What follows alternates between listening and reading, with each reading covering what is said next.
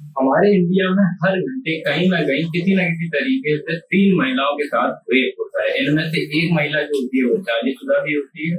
और अगर हम इंडियन गवर्नमेंट के एक डेटा की बात करें जो कि 2022 में पब्लिश हुआ था, तो उसके अकॉर्डिंग एक साल में 31,000 से ज्यादा, सन 2022 में 31,000 से ज्यादा केस जो हैं वो सेक्सुअल वायलेंस के रिपोर्ट किए गए थे। और एक और डेटा की बात करें जो कि हमारा नेशनल क्राइम ब्यूरो से आया था 2015 में, तो उसकी रिपोर्ट की बात करें तो 85% ऑफ द सेक्सुअल वायलेंस के केस ऐसे होते हैं जिनकी कोई रिपोर्ट ही नहीं की जाती।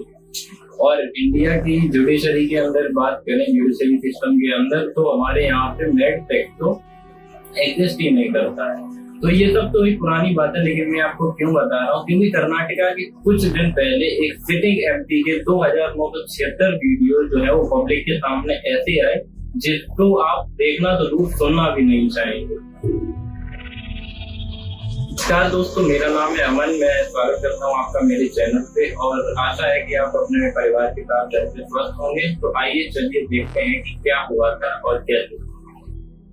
देखिए, जो ये पॉलिटिशियंस होते हैं ये इलेक्शन के टाइम पे एफिडेविट सबमिट करते हैं और ऐसे ही 4,809 में से 4,763 इलेक्शन के जो एफिडेविट थे उनको एडिया, जो कि नॉन प्रॉफिटेबल ऑर्गेनाइजेशन है, उसने इनको एनालाइज किया। 2023 में एक रिपोर्ट पब्लिश की जिसमें 134 सिटिंग एमपीज और एमएलए ऐसे निकले जिनके डिक्लेरेशन में क्राइम अगेंस्ट वुमेन के केसेस थे और सारी बड़ी बड़ी पॉलिटिकल पार्टी ने इनको टिकट दे रखे थे। पॉलिटिकल पार्टी को बहुत अच्छे से पता होता है कि इनके ऊपर कौन कौन से चार्जेस हैं और इन्होंने क्या क्या कर रखा है, लेकिन उसके बाद भी इनको टिकट मिलता है। फिर इन्हीं के साथ मिलकर औरतों से वोट भी मांगे जाते हैं। ये डिटेल मैं आपको इसलिए बता रहा हूँ क्योंकि अभी हाल ही में 26 अप्रैल 2024 को एक सिटिंग एमपी देश की हिस्ट्री का सबसे बड़ा स्कैंडल करके पहले तो दोबारा से एमपी बनने के लिए खड़ा होता है, फिर इलेक्शन की कैंपेनिंग करके वोट मांगता है और फिर जब इसकी 2,976 वीडियो सबके सामने आ जाती है तो ये जर्मनी भाग जाता है। ये सारा मैटर क्या था, उन वीडियो में क्या था और इलेक्शन के सेकंड फेज में ऐसा क्या हुआ, ये सारी डिटेल मैं अभी आपके सामने ला। तो ये तो आपको पता ही है कि इलेक्शन हो रहे हैं, कई जगह पे हो चुके हैं, कई जगह पे अभी होने हैं। और इसी तरीके से कर्नाटक में हम देखें तो 28 कॉन्स्टिट्यूएंसी हैं जहाँ पे इलेक्शन होने हैं। 26 अप्रैल 2024 को 14 कॉन्स्टिट्यूएंसी पे इलेक्शन हुए और बाकी बची हुई 14 कॉन्स्टिट्यूएंसी पे 7 मई 2024 को इलेक्शन हो चुके। और इसके लिए कर्नाटक के अंदर इंडिया अलायंस ने कांग्रेस के 28 कैंडिडेट खड़े किए और बीजेपी ने 25 सीट पे अपने कैंडिडेट खड़े किए और बाकी बची जो 3 सीट्स हैं उनको बीजेपी ने अपने अलायंस जेडीएस यानी जनता दल सेक्युलर जो है उसको दे दिए, वहां पे अपने कैंडिडेट खड़े करेंगे जेडीएस। और जो जेडीएस है वो पॉलिटिकल पार्टी है जो अपना सपोर्ट हमेशा चेंज करती रहती है, जैसे कि 2019 के जनरल इलेक्शन में जेडीएस की जो कांग्रेस के साथ थी, लेकिन इस बार सितंबर 2023 में बीजेपी के साथ था। और नेगोशिएशन के बाद जैसे मैंने आपको बताया कि बीजेपी ने इनको 3 सीट दी है, जिन 3 पे इन्होंने अपने कैंडिडेट खड़े किए और इसी में से एक जो सीट थी उस पे जेडीएस ने हमारे इंडिया के former prime minister HD Devegowda के पोते प्रज्वल रेवन्ना को खड़ा किया। प्रज्वल रेवन्ना है तो अभी सिटिंग एमपी है कर्नाटक की हासन कॉन्स्टिट्यूएंसी में और इनके परिवार की काफी अच्छी पकड़ है इस कॉन्स्टिट्यूएंसी। जो प्रज्वल रेवन्ना खड़ा हुआ था यही इस पूरी कंट्रोवर्सी की जड़ होती है, जिसको इंडिया की हिस्ट्री में अभी तक का सबसे बड़ा स्कैंडल बोला। प्रज्वल रेवन्ना अब तक का इस देश का सबसे बड़ा scandal. Immediate arrest of President Revanna has been accused of assault. तो देखिए हुआ क्या था, 26 अप्रैल 2024 को कर्नाटका की 24 सीट पे इलेक्शन होने थे और इलेक्शन होने में सिर्फ 5 दिन बचे हुए थे और चारों तरफ हर पार्टी जो थी वो अपने इलेक्शन की कैंपेनिंग कर रही थी। इसके बाद डेट आती है 20 अप्रैल 2024 को हासन कॉन्स्टिट्यूएंसी में, जहाँ से प्रज्वल रेवन्ना खड़ा था। यहाँ पे कुछ अननोन लोग आते हैं और घरों में, मार्केट में, बस में, ट्रेन में, यहाँ पे अलग अलग जगह पे पेन ड्राइव फेंक के चले जाते हैं। अब शुरू में तो लोग कंफ्यूज थे कि पेन ड्राइव में क्या है, क्योंकि हर जगह पे पेन ड्राइव पड़ी हुई मिल रही। फिर इसके कुछ टाइम बाद जब लोगों ने पेन ड्राइव को लगा के देखा और जैसे ही उन्होंने पेन ड्राइव लगाई उनकी आंखें फटी रहे। उस पेन ड्राइव के अंदर 2,976 वीडियोस थी जिनके उनके एरिया के सांसद प्रज्वल रेवन्ना जो थे वो खुद उस वीडियो में दिख रहे थे, खुद उन वीडियो को शूट कर रहे थे, औरतों और लड़कियों के साथ जबरदस्ती करते हुए दिख रहे थे।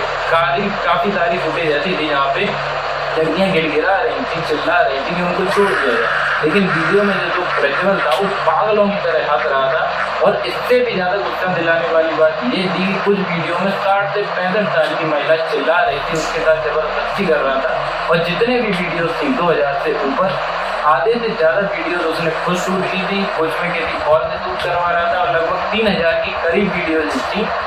1000 से ज्यादा महिलाएं उनमें अलग अलग दिख रही थी।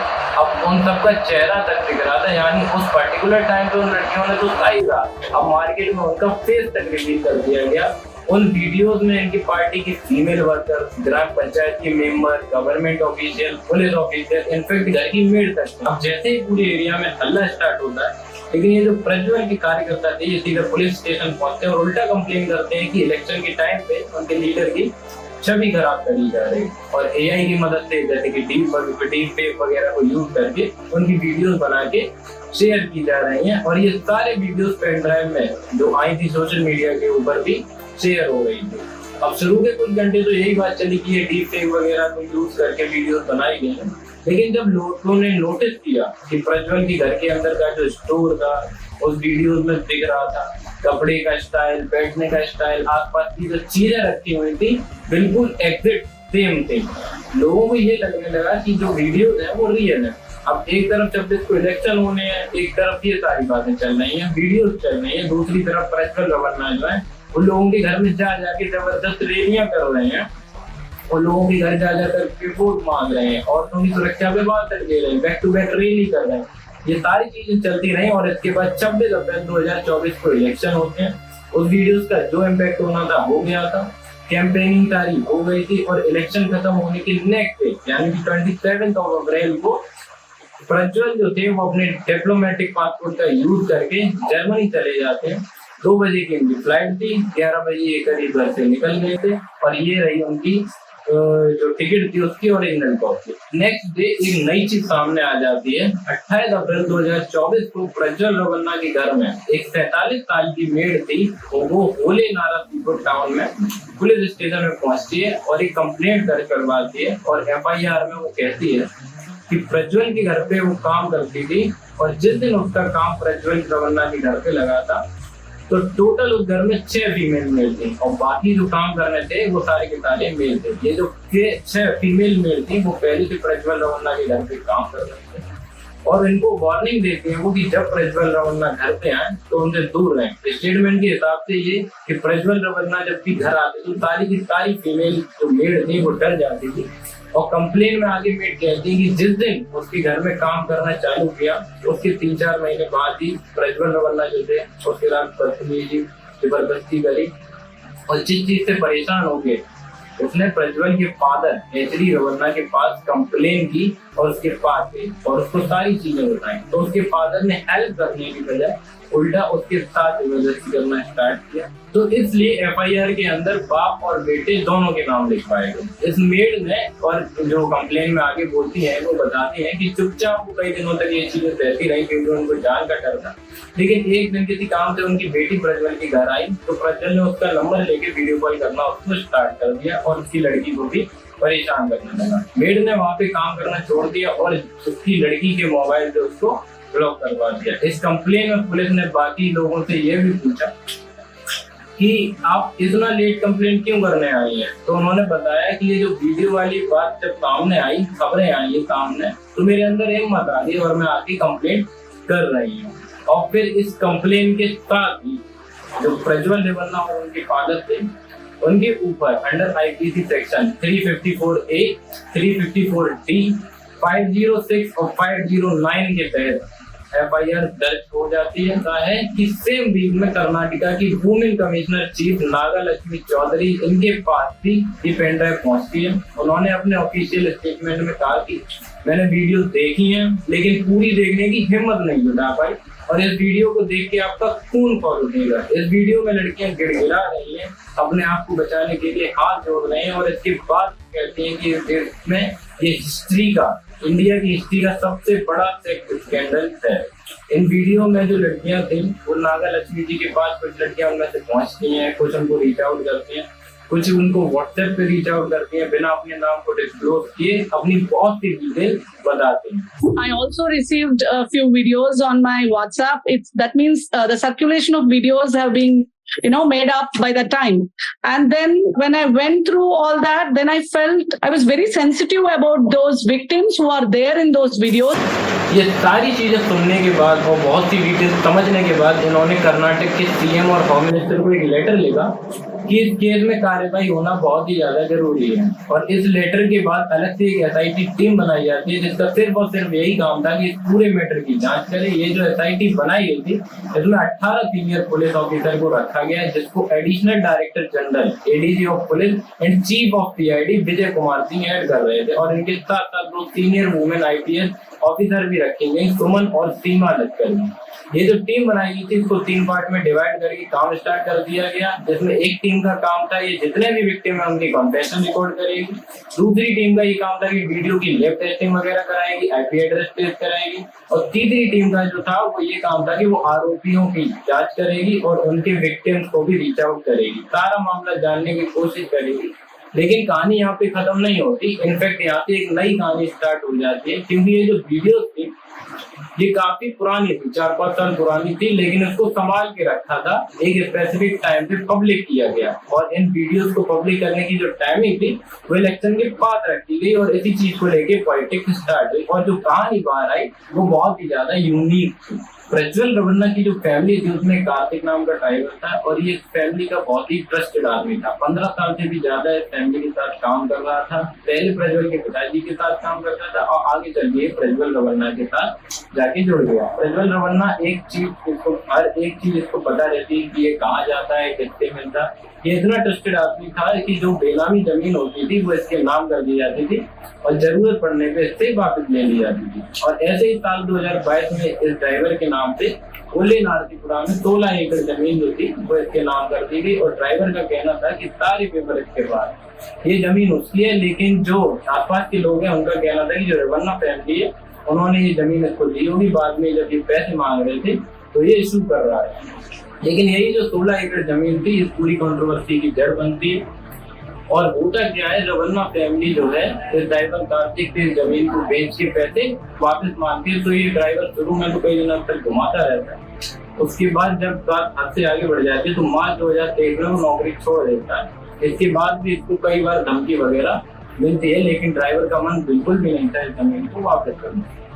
अब इसके बाद ये ड्राइवर करता है क्या है कि कोर्ट में जाता है और जाके वहाँ पे सारे डॉक्यूमेंट दिखाता है और ये केस कर देता है कि ये जमीन इसकी है और इस जमीन को प्रज्वल रवन्ना की फैमिली उससे जबरदस्ती छीन रहे हैं, उसे डरा और धमका रहे हैं। ये चीज भी मेंशन करता है कि इसकी वाइफ को किडनैप करने की कोशिश की गई। जो कार्तिक ड्राइवर था ये प्रज्वल रवन्ना जो थे इसके साथ बहुत ज्यादा घूमता था, इसकी हर एक चीज इसको बता दी। प्रज्वल के जो मोबाइल वगैरह थे, जितनी भी डिटेल चीजें रहती थी उन सब का एक्सेस कार्तिक जो था ड्राइवर उसके पास रहता था। और प्रज्वल के मोबाइल में जितनी भी वीडियोस थी, जो भी कलेक्शन पड़ा हुआ था, ये ड्राइवर क्या करता है कि उसके मोबाइल में सारी 2976 वीडियो जो थी इनको कॉपी करके एक पेन ड्राइव में अपने पास रख लेता है।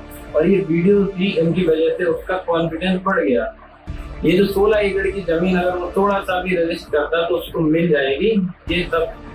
ये सारी चीजें चल रही थी। तो उसी पर्टिकुलर टाइम पे जेडीएस जो थी उस टाइम पे कांग्रेस के साथ थी, तो इसलिए इसने क्या किया, एडवांटेज लेने के लिए बीजेपी के नेता कांटेक्ट करने का सोचा। कार्तिक जो ड्राइवर था उसको ये लगने लगा कि अगर ये बीजेपी के किसी नेता के साथ मिलेगा और ये सारी डिटेल डिस्क्लोज करेगा तो उसको फायदा होगा, वो इसकी मदद करेंगे। तो इसी कंस्टिट्यूएंसी के अंदर एक नेता थे बीजेपी के, देवराज गौड़ा। ये नेता भी है और लॉयर भी है। इन्होंने पहले भी प्रज्वल के खिलाफ काफी चुनाव लड़ रहे थे बीजेपी से, लेकिन ये हार गए थे। एक नेता और थे ए मंजू, उसने भी प्रज्वल के ऊपर एक केस कर दिया था कि जो डॉक्यूमेंट डिक्लेरेशन करे गए हैं एफिडेविट के द्वारा वो सारे गलत करे गए हैं। तो उसने इन पे लॉ सूट लगाने के लिए केस किया था, लेकिन प्रज्वल जो था वो बड़ी आसानी से उस केस से बच गया था। इनफैक्ट दोबारा भी एमपी के लिए खड़ा होगा। तो ए मंजू और देवराज गौड़ा ये 2 नेता थे जिनको ये रीच आउट करने की कोशिश कर रहा था। और ए मंजू ने तो आगे चल के जेडीएस ज्वाइन कर ली थी। तो ड्राइवर के पास सिर्फ एक ही ऑप्शन बचा था, बीजेपी के नेता देवराज गौड़ा।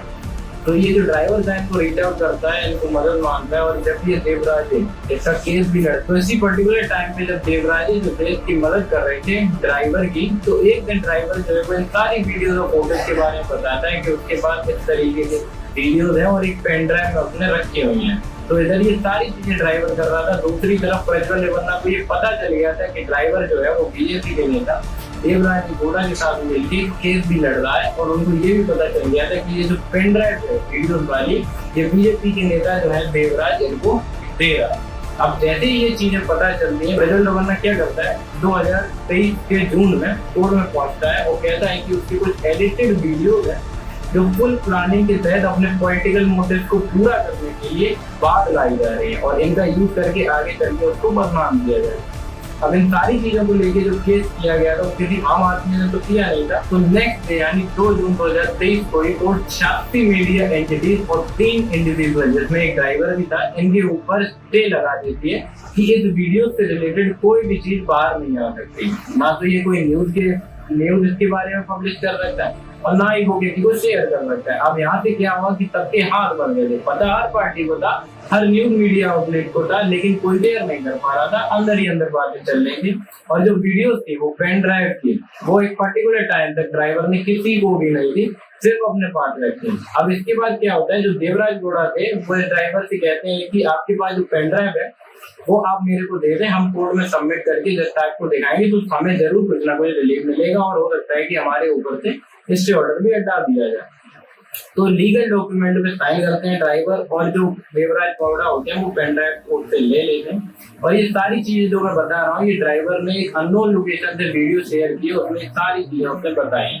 मैं आपको एग्जैक्ट वही पॉइंट बता रहा हूँ। दिन तक चलती रहती है। उसके बाद जो पेन ड्राइव थी वो देवराज के पास भी आ चुकी थी, लेकिन इसके बाद क्या हुआ कि सितंबर 2023 में पता चलता है कि जो जेडीएस है वो कांग्रेस का हाथ छोड़ के बीजेपी के साथ आ गई है। और सीट शेयरिंग में ये भी पता चलता है कि इन 3 सीटों में से एक पे तो प्रज्वल रवन्ना को खुद खड़ा किया जाए। अब ये सारी चीजें देख के देवराज गौड़ा और ड्राइवर जो थे उनका दिमाग खराब हो जाता है। देवराज गौड़ा ड्राइवर को समझाते हैं कि कोर्ट से जस्टिस नहीं मिल रहा है, जो जस्टिस है वो हमें दूसरे तरीके से निकालना पड़ेगा।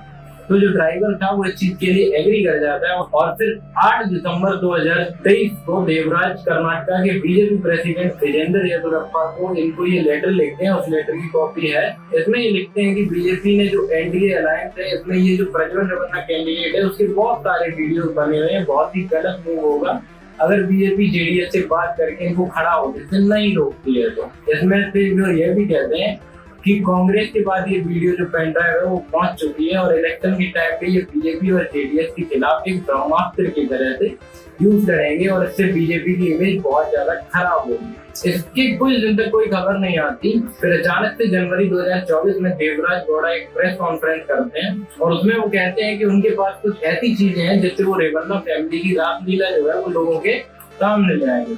अब ये जो प्रेस कॉन्फ्रेंस थी, ये ड्राइवर ने जो वीडियो में बोला है कि ड्राइवर का कहना था कि इस प्रेस कॉन्फ्रेंस के बाद उन्होंने इसका फोन उठाना बंद कर दिया। ड्राइवर उससे कुछ भी नहीं था। इस इंसिडेंट के बाद फिर चुनाव की डेट आती, फिर 5 दिन पहले अननोन लोग आके पेन ड्राइव वगैरह फेंक देते हैं और ये जब सारी चीजें फैल जाती है, इलेक्शन हो जाता है, तो सबसे पहले जो स्टक है वो ड्राइवर पे जाता है और ड्राइवर पे बात आती है कि इसी ने लीक किए होंगे क्योंकि इसी के पास थी पेन ड्राइव। लेकिन ड्राइवर साफ मना कर देता है। उसका कहना है कि मैंने जो पेन ड्राइव है सिर्फ देवराज गौड़ा जो है उनको दी थी कोर्ट में जमा करने के लिए, इसके अलावा मैंने किसी को नहीं दी। जब देवराज गौड़ा से पूछा जाता है पेन ड्राइव लीक होने के बारे में तो वो कहते हैं इसमें सबसे ज्यादा नुकसान तो मेरा ही है क्योंकि मेरी पार्टी का नुकसान हुआ है, तो मैं तो सबसे लास्ट पर्सन हूँ जो पेन ड्राइव को लीक करेगा। तो उन्होंने ऐसा नहीं कि फिर वो सिर्फ मेरे पास ही पेन ड्राइव है, उन्होंने कहा कि जब ड्राइवर मेरे पास आया तो मैंने पूछा था कि पेन ड्राइव मुझे दे रहा है, ये किसी और के पास है क्या? तो ड्राइवर ने उस टाइम पे बताया था कि पेन ड्राइव उस ड्राइवर ने कांग्रेस के प्रेसिडेंट जो है उन्हें भी दी थी। इस चीज के लिए पूरी तरीके से ड्राइवर मना कर देता है। वो मना करता है कि मैंने किसी भी और को पेन ड्राइव नहीं दी और देवराज यही कह रहे थे कि पेन ड्राइव को वायरल करा के मुझे कुछ हासिल नहीं होगा। ये वीडियो जिस टाइम पे शेयर की गई उस पे सिर्फ और सिर्फ कांग्रेस का फायदा होगा। अब दूसरी तरफ बीजेपी के ऊपर क्वेश्चन उठने लगे कि जब आपकी पार्टी के मेंबर देवराज गौड़ा थे, आपको लेटर लिखा था, तो आपने एक्शन क्यों नहीं लिया? ऊपर से प्रज्वल रवन्ना जो है वो इलेक्शन की तुरंत बाद बात किया, तो बीजेपी ने इसमें साफ मना कर दिया और बताया जो वीडियोज हैं वो कांग्रेस के टाइम पे बनी गई है, हमारा कोई मतलब नहीं है। दूसरी चीज उन्होंने बोली कि हम जेडीएस के साथ जो सीट है वो शेयर कर रहे थे, तो इसमें हमारा कोई डिसीजन नहीं होता कि जेडीएस किसको टिकट दे रही है। उस पर्टिकुलर जगह से ये पूरी तरीके से जेडीएस का डिसीजन था। प्रज्वल रवन्ना को टिकट देने का और सरकार जो है वो कांग्रेस की स्टेट के अंदर, तो जो प्रज्वल रवन्ना भागा है उसका जिम्मेदार भी कांग्रेस को बताती है। अब इसके कुछ टाइम बाद देवराज गौड़ा हिंदुस्तान टाइम के एक इंटरव्यू देते हैं और फिर बोलते हैं कि लेटर मैंने भेजा तो था बीजेपी के प्रेसिडेंट को, लेकिन उनको मिला नहीं। शायद ईमेल किया था तो ईमेल बाउंस बैक हो गया, और मैंने मैसेज किया तो शायद उनको रिसीव नहीं हुआ है। तो एक तरफ कांग्रेस कह रही थी कि बीजेपी को बहुत अच्छी तरीके से पता था कि प्रज्वल के वीडियोस और पेनड्राइव के बारे में, और उसके बाद भी बीजेपी ने उसको टिकट दिए जाने से रोका नहीं, बल्कि उसको वोट देने के लिए प्रमोट किया। और जेडीएस ने तो सारा का सारा इल्जाम उठा के कांग्रेस के ऊपर लगा दिया कि उन्होंने सबसे पहले तो प्रज्वल रेवन्ना जो है उसको अपनी पार्टी से हटा दिया। और दूसरी चीज जेडीएस ने बोली कि कांग्रेस के deputy chief minister Shiva Kumar ने सारी की सारी वीडियोस लीक कराई हैं, और वो इसलिए लीक कराई हैं क्योंकि 2 से 3 सीट पे बिल्कुल क्लोज कंपटीशन था, उसको जीतने के लिए सारी चीजें की गई। अभी करंट सिचुएशन की बात करें तो प्रज्वल ने ट्वीट किया कि वो भागा नहीं है, जरूरी काम से बाहर गया है और वापस आ जाएगा। उसके लॉयर ने भी इसी चीज को रिप्लाई किया। लेकिन इस पूरे पॉलिटिकल ड्रामा में सबसे ज्यादा जो नुकसान हुआ वो उन लड़कियों का हुआ जिन्होंने जो उस टाइम पे तो जेला ही जेला, उसके साथ साथ इलेक्शन के कुछ दिन पहले कुछ पॉलिटिकल पार्टीज ने अपने मोटिव को पूरा करने के लिए इन सारी लड़कियों के चेहरे बाहर आ गए। और इस पूरे पॉलिटिक्स की जो है वो सबसे बड़ी शिकार है वो यही है।